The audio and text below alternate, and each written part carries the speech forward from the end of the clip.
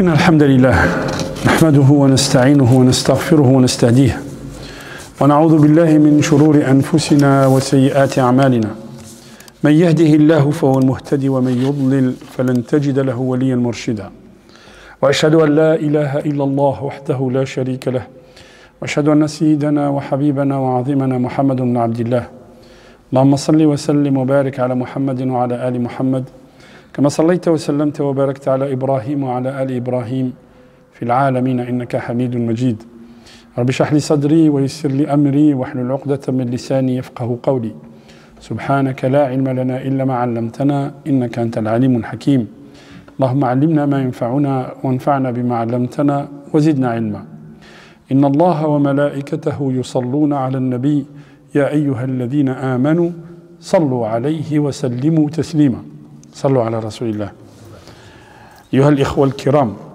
الله سبحانه وتعالى في القرآن العظيم يقول بعد أعوذ بالله من الشيطان الرجيم فلا أقسم بمواقع النجوم وإنه لقسم لو تعلمون عظيم إنه لقرآن كريم. Allah subhanahu wa ta'ala il jure par la position des étoiles. Il ne jure pas par les étoiles, mais il jure par la position des étoiles. Il dit je ne jure par la position des étoiles. Et c'est un serment extraordinaire si vous saviez. Qasamun azim. Pourquoi?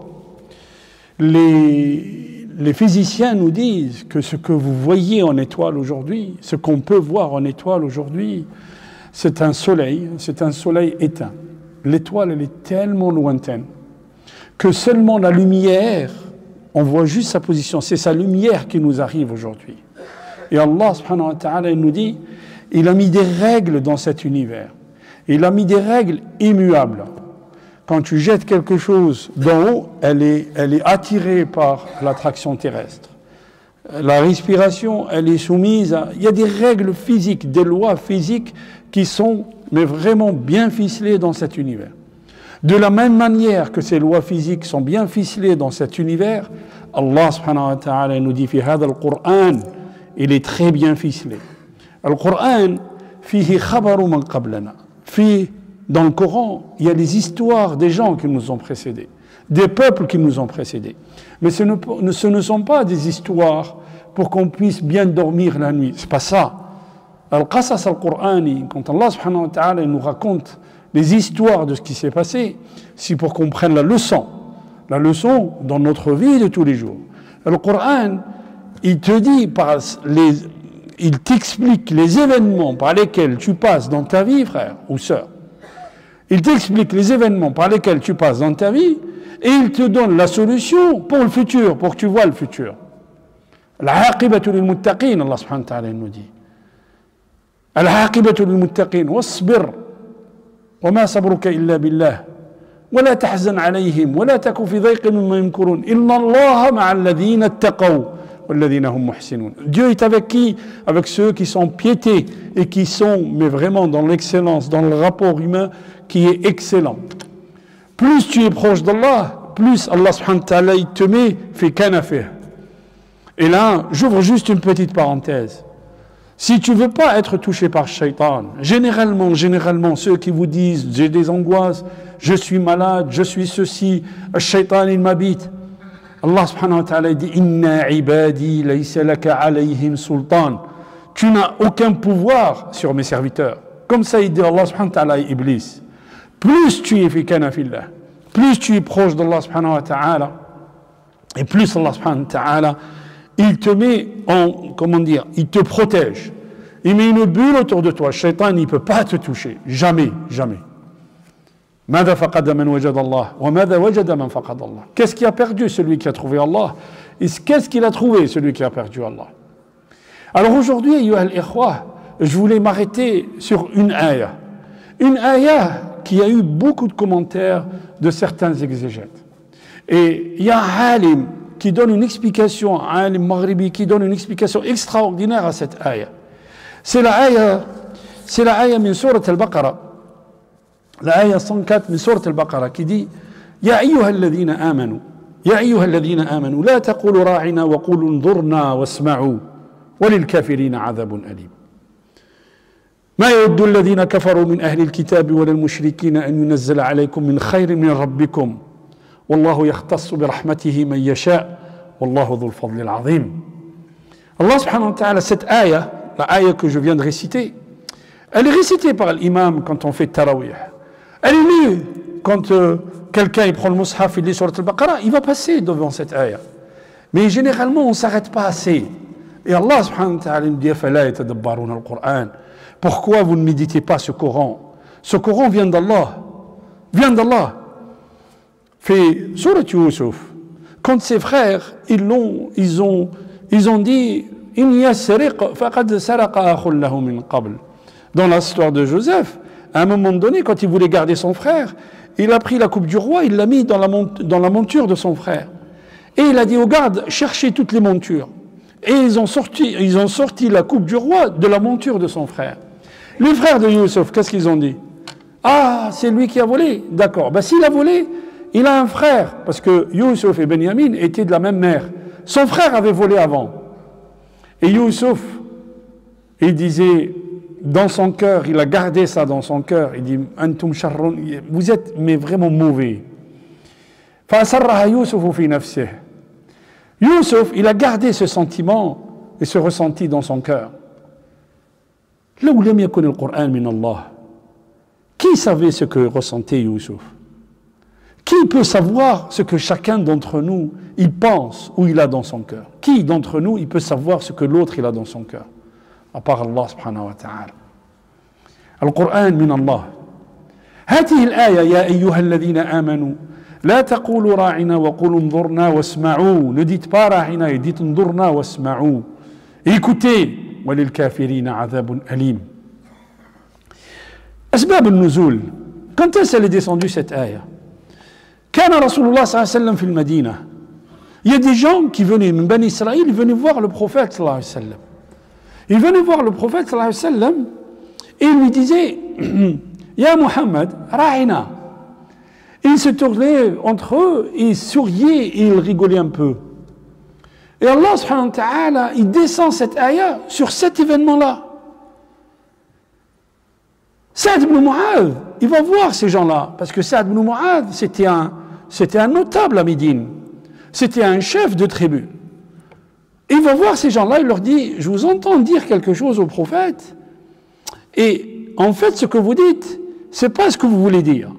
Vous voulez dire autre chose. Mais ils lui disent, mais vous aussi vous le dites. Il dit oui, mais nous, quand on parle de ça, quand on dit cette chose-là, qui est ra'ina, on ne le dit pas dans le sens que vous lui donnez. Donc Allah subhanahu wa ta'ala, il descend l'ayah sur ces gens-là qui se moquaient du prophète en utilisant un terme qui voulait dire autre chose. Qu'est-ce qu'ils voulaient dire eux? Ils voulaient utiliser un terme qui était ru'una. Ru'una, c'est-à-dire le faible, celui qui accepte tout, celui qui est minable. C'est ça ce que ça veut dire. Ils lui disaient Rahina dans leur langue. En hébreu, voulait dire Ru'una. Et Allah subhanahu wa ta'ala, il dit aux compagnons, mais il dit aux compagnons, le Coran, il n'est pas descendu seulement sur les compagnons, il dit à nous aussi. Et ça, il faut qu'on le comprenne. Il dit à nous, ne dites pas Ra'ina, il dit Tundurna. وهنا اللام لام النهي لا تقولوا لام النهي التي تفيد التحريم. Quand Allah subhanahu wa ta'ala dit ne faites pas, ne dites pas, c'est une chose qui nous a interdit, c'est une injonction divine et qui nous interdit de faire la même chose. Il nous interdit d'utiliser les termes qui sont utilisés par les ennemis du prophète sallallahu alayhi wa sallam, les ennemis de l'islam, et ils les utilisent contre l'islam et contre le prophète Muhammad sallallahu alayhi wa sallam. La taqulu ra'ina wa qulu unzurna. Ne dites pas ra'ani, parce que nous on le dit en arabe aussi. On dit à quelqu'un ra'ani, c'est-à-dire donne-moi ton attention. Eux ils ne voulaient pas dire ça. Ils voulaient dire toi le minable, toi qui ne vaux rien. C'est ça le terme qu'ils voulaient utiliser. Allah subhanahu wa ta'ala n'utilisait pas le terme que eux ils utilisent, mais utilisez quoi? Un autre terme en disant regarde-nous. Donne-moi ton attention, regarde-nous. La taqulu ra'ina wa qulu unzurna. Wasma'u wa lil kafirina 'adhabun alim. El kafir ici, el jahid, celui qui n'écoute pas, celui qui fait le contraire de ce que lui demande Allah subhanahu wa ta'ala. Mais ce qui est merveilleux dans le Coran, السياق القرآني, le contexte coranique. De quoi il parle Allah subhanahu wa ta'ala ici? Il parle d'un terme que les ennemis de l'islam utilisent. Et il nous dit, n'utilisez pas ce terme-là. Mais si vous regardez Siyaq al-Qur'ani, il vient quand? Cette ayah, elle vient quand? Elle vient après avoir parlé de quoi? De Sulayman, wa sihr. واتبعوا ما تتلو الشياطين على ملك سليمان وما كفر سليمان ولكن الشياطين كفروا. Allah subhanahu wa ta'ala nous dit, ils suivirent quoi? Ce que les diables racontaient sur Salomon. Et Salomon n'était pas un mécréant. Mais les diables étaient mécréants. Allah subhanahu wa ta'ala, il raccourcit le terme ici en disant que sihr, l'utilisation de la sorcellerie, c'est du kufr. L'utilisation de la sorcellerie, c'est de la mécréance. Parce que tu t'adresses à une entité, tu vas chercher de l'énergie de chez le diable. Allah subhanahu wa ta'ala dit sihr, kufr. Mais il ne nous dit pas, Sulayman, c'était pas un sorcier, parce que la sorcellerie, c'était de la mécréance. Il nous dit, wa ma kafara Sulayman. Sulayman, c'était pas un mécréant. On raconte que quand Sulayman est décédé, les diables sont venus vers les gens qui étaient autour de lui, Ben Israël, ils leur disaient, est-ce que vous savez d'où vient le pouvoir de Salomon? On ne sait pas. Il vient de la sorcellerie et regardez, ils ont placé des talismans sous le trône de Salomon et ils disaient, regardez, ces talismans-là qui vous donnent le pouvoir. Et les Ben Israël de Médine, ils viennent voir le prophète. Ils lui disent, c'est qui Salomon pour vous? Alors Salomon dit, c'est un nabi, c'est un prophète. Il dit, mais non, qu'est-ce que tu racontes? C'était un sorcier pour nous. Donc vous voyez Khatem Sulayman, quand on parle de Khatem Sulayman, ça vient de là. Ça vient d'utiliser la sorcellerie pour changer les choses. Mais Siyaq al-Ayah, qu'est-ce qu'il nous raconte? Allah subhanahu wa ta'ala dans l'Ayah, il nous dit, ces diables-là, qui travestissent la vérité, ne les écoutez pas et ne faites pas comme eux. Tout simplement. As-sahir, wa saharu a'yun an-nas, wa starhabuhum, wa ja'u bi sihrin 'azim. Ils ont ensorcelé les yeux des gens, ils leur ont fait peur. Et ils ont ramené une sorcellerie extraordinaire. De qui il parle Allah subhanahu wa ta'ala ici? Il parle de Saharat Fir'aun. Il parle des sorciers qui sont venus avec Fir'aun contre Moussa alayhi salam. Ils ont fait peur aux gens tellement ils ont utilisé une sorcellerie extraordinaire. Et qu'est-ce qu'il fait Sahir? Ce qui est blanc, il te le rend noir. Ce qui est faux, il te le rend juste. Ce qui est innocent, il te le rend coupable. C'est ça Sahir. Sahir, il travestit la vérité. Il vous dit des choses qui sont contraires à la vérité. Et quand vous cherchez, vous dites Subhanallah, comment il ment. Subhanallah, comment il a travesti la vérité. Et qui sont les sorciers d'aujourd'hui, ayyuhal ikhwa? Qui sont les sorciers qui travestissent la vérité, qui mentent à longueur de journée, qui répètent le mensonge à longueur de journée, à tel point que le mensonge il rentre dans la tête des gens? Qui sont les sorciers qui traitent les musulmans qui sont en quête de piété? Ils sont en quête de piété et en quête de proximité avec Dieu dans leur mosquée. Ils les traitent de tous les noms. Qui sont ces gens-là? C'est les médias. Et Allah subhanahu wa ta'ala, qu'est-ce qu'il nous dit? Ce que disent les médias, vous ne devez pas le reprendre, vous, en tant que musulmans. Vous ne devez pas reprendre, vous, les termes qu'utilisent les médias en les dévoyant complètement de ce qu'ils font, de ce que le sens leur a donné Allah subhanahu wa ta'ala. Regardez comment le mot djihad a été complètement dévoyé. Allah subhanahu wa ta'ala dit الذين جاهدوا فينا كيف تجاهد في الله لنهدينهم سبلنا. Le premier combat, le premier djihad, c'est quoi? C'est quand tu enlèves la couette le matin et que tu te lèves à 5 heures du matin pour aller rencontrer Dieu. Le premier combat, c'est que tu ne te laisses pas aller dans l'éducation de tes enfants, tu restes avec tes enfants pendant des années à les éduquer. Ça, c'est le djihad. Le premier combat, c'est que tu combats ton nafs contre ta colère. Le premier combat, c'est que tu exiges de toi d'avoir une bonne relation avec tes voisins, quelle que soit leur nature et d'où ils viennent. C'est ça le combat qui nous demande Allah subhanahu wa ta'ala. Des gens nous ont dévoyé complètement ça en disant « Ah, attention, vous voulez tuer les gens. » Subhanallah al-azim. وكأن القرآن نزل pour qu'on tue les gens. La ilaha illallah. Allah subhanahu wa ta'ala dit les sorciers d'aujourd'hui, vous ne devez pas les écouter et vous ne devez pas répéter ce qu'ils disent. Syllogisme. On vous dit les lilas fleurissent au printemps. C'est ça, hein? Fleurissent au printemps. Les lilas sont en fleurs, nous sommes au printemps. La plupart des voleurs, c'est des Arabes. La plupart des Arabes, c'est des musulmans. Les voleurs, c'est des musulmans. Vous voyez le raccourci? Vous voyez ce qu'on vous dit dans les médias? Faites attention, ne répétez pas. Autre chose, ayyuha al-ikhwa. Combien de fois, quand on fait des reportages sur l'islam, on parle de Muhammad sallallahu alayhi wa sallam. وَمُبَشِّرًا بِرَسُولٍ يَأْتِي مِنْ بَعْدِ اسْمُهُ Ahmad. Allah subhanahu wa ta'ala dit Ahmad. Muhammad, c'est le tout loué. Ahmad, c'est le plus loué que loué. C'est-à-dire qu'il va être loué plus que moi. C'est ça ce que dit Isa alayhi salam. Fait surat al-Saf. Muhammad, c'est le tout loué. Alors, vous savez qu'est-ce qu'on utilise? Mahomet. C'est un terme qui a été utilisé par Voltaire la première fois. Et Mahomet, معناه Mahomet, le nom loué.